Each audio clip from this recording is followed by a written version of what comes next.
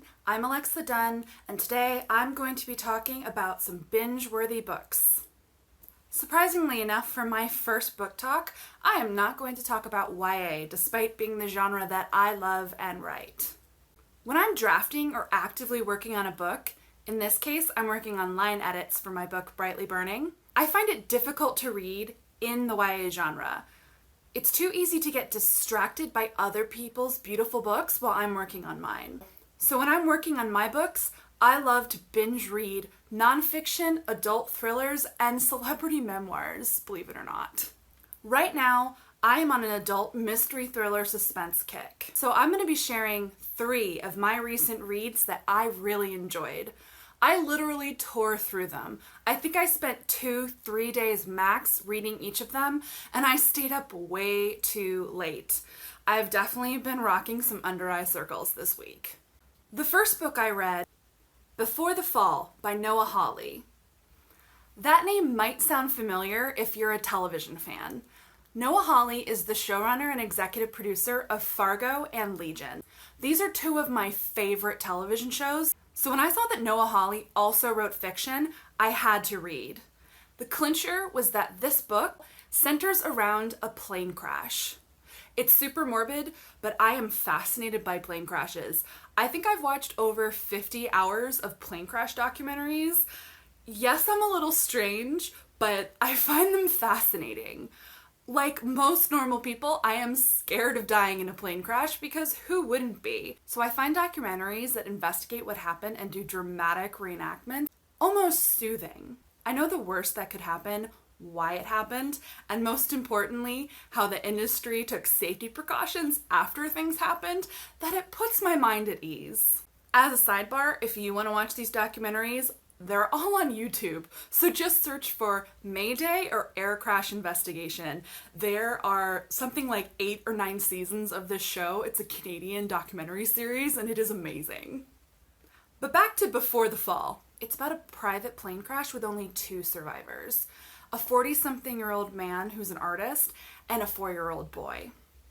9 people died in the crash, including the owner of the plane, a rich head honcho at a conservative news organization. Also among the victims, a shady investment banker. The story is told from multiple points of view, in third-person present tense, both before the crash and after the crash. And as you read from the points of view of all the various characters who were on that plane, you start to piece together theories of what happened until finally at the end you find out the truth.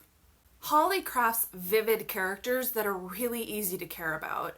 Honestly, it was devastating reading point of view chapters from characters that I knew didn't make it. It was sad reading them, but fascinating at the same time. And Hawley crafts a compelling mystery with red herrings up the wazoo. Everyone on the plane had some shady backstory or something that could have contributed to the crash. I can't say I found the ending of Before the Fall completely satisfying because honestly I wanted to read more. I could have gone on reading about the surviving characters as well as those who perished in flashbacks for probably another 100 pages. That said, logically, as a writer, I know that Hawley ended it in the right place. I highly recommend Before the Fall, and you should check it out before it's made into a movie. Of course, with Noah Hawley behind the scenes, it's already been optioned and hopefully will be made.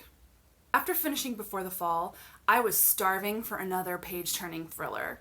I'd been hearing some buzz about this book, especially from other authors on Twitter. And luckily, Kindle's algorithm is pretty smart because it was one of the first books they recommended to me when I finished. The next book I read was The Woman in Cabin 10 by Ruth Ware. The Woman in Cabin 10 is about Lo, a travel journalist who goes on an all-expenses-paid maiden voyage of a small luxury Scandinavian cruise ship. Just a few days before she's supposed to set sail, she wakes in the middle of the night to a terrible burglary. She survives, but with her nerves set on edge. So when she gets onto the boat, she's frazzled, drinking a little bit too much, and unsure of herself. What she is sure of is that the night after they set sail, a woman in the cabin next to her, the woman in cabin 10, is murdered. But given her drinking and other things that are quickly uncovered, no one believes her. In fact, they tell her no one was staying in cabin 10, so she must have been too drunk and imagined it. But Lo is 100% positive that the woman in cabin 10 existed. She had a whole conversation with her. She heard a scream and then a splash, and she swears she saw blood on the glass balcony in the cabin next to hers. But when security takes her over to check, the room is clean and there's no blood. What follows is an Agatha Christie meets Rear Window style mystery thriller.